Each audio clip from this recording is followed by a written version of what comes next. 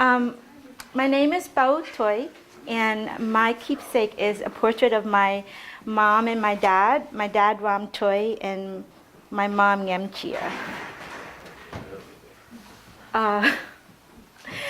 So I can't believe I picked cans when I was 5 years old. So every morning when I woke up before I went to school in kindergarten, I had to pick cans with my parents. My parents and I and my family were refugees from Cambodia, and we escaped a really brutal genocide that killed 2 million people.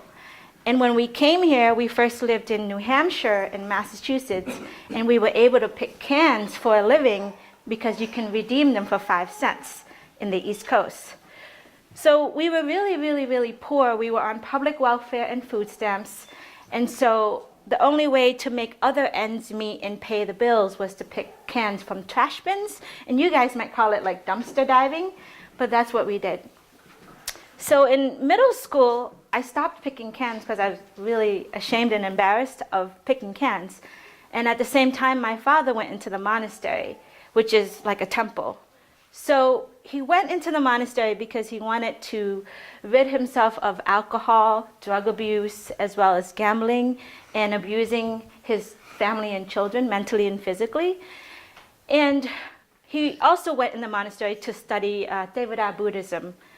So when my father went into the monastery and my mom and I would visit him, we would sit down on the floor. I don't know if you guys can see me. So you'd have to like sit down sort of like in semi-lotus pose, right? And your 2 hands have to go like this together, and it has to touch your lips. And you have to sit at least 5 feet away from him, and you can't stare at him in the eye because it's rude to stare, and I can't touch him, especially for females. We can't touch the monk. He is called Venerable Ram Tuy.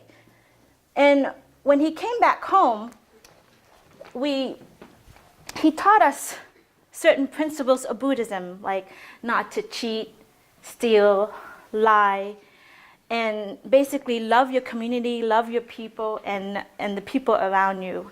And to me, my father is this beautiful Apsara, mystical Cambodian goddess. It's a nice canvas painting. Everybody can see it?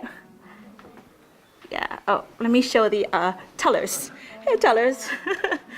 So you guys might think it's strange. Why am I calling my father a goddess?